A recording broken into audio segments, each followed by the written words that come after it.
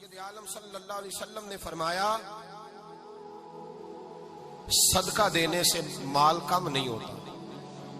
सदका देने से माल जी क्या करने से, ये वादा है नबी पाक का।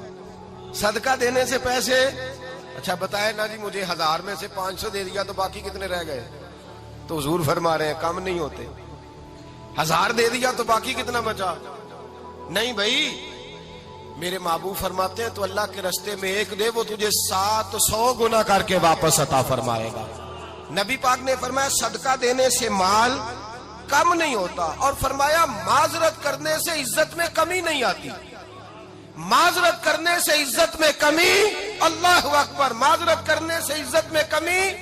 और हद कर दी मेरे हबीब ने, फरमाया तू रब की रिजा के लिए आजिज़ी कर, तेरे नबी का वादा है अल्लाह तुझे इज्जत अता फरमा देगा। तू झुक जा अल्लाह की रिजा, आजिज़ी इख्तियार कर, सादगी इख्तियार कर, सादगी आजिज़ी कर, तुझे अल्लाह। एक दो बातें इसमें इरशाद, एक माजरत कर गलती हो जाए, और दूसरा पहले आजिज़ी की बात सुने। हजरत उमर बिन अब्दुल अजीज बादशाह थे, सोए हुए थे, गुलाम भी पास आराम कर रहा था, मेहमान भी आए थे। गुलाम की ड्यूटी थी हर वक्त हजरत के पास रहना।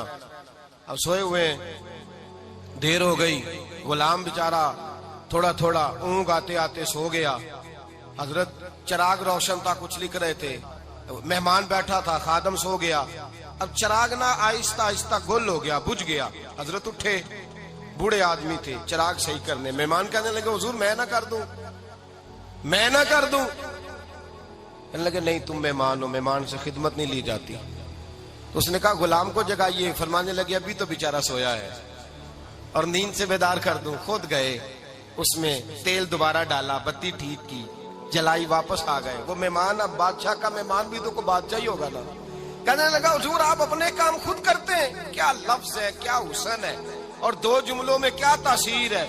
आप फरमाने लगे हाँ मैं अपने काम खुद करता हूँ। जब मैं गया था तब भी उमर बिन अब्दुल अजीज ही था, और जब चिराग सही करके वापस आया हूँ तो फिर भी उमर बिन अब्दुल अजीज ही हूँ।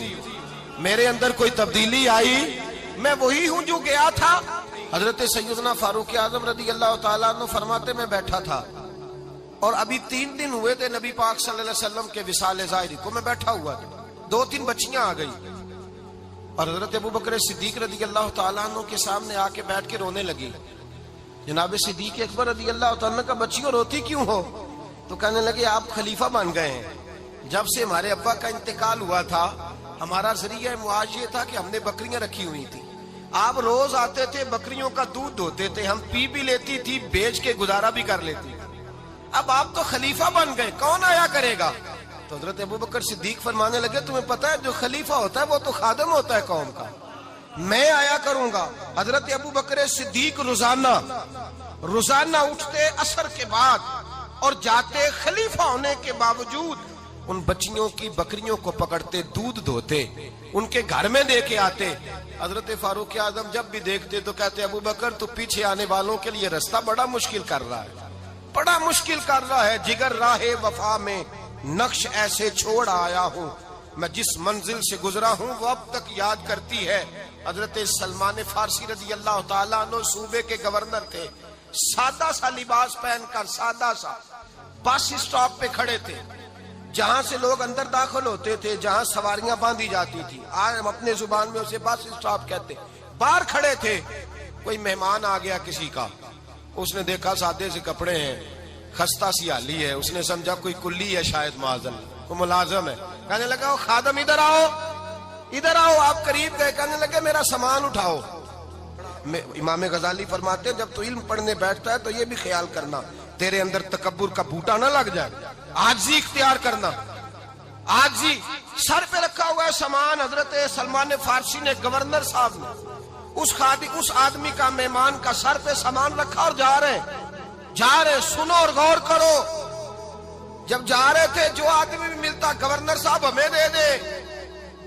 मेहमान परेशान हो गए, कहने लगे हुजूर आप गवर्नर है? फरमाने लगे नहीं, ये तो मेरा दुनियादारी का नाम है जो इन लोगों ने रखा हुआ है, असल मेरा नाम वही है जो तूने लेके पुकारा है, असल नाम वही है। तूने कहा गुलाम इधर आ।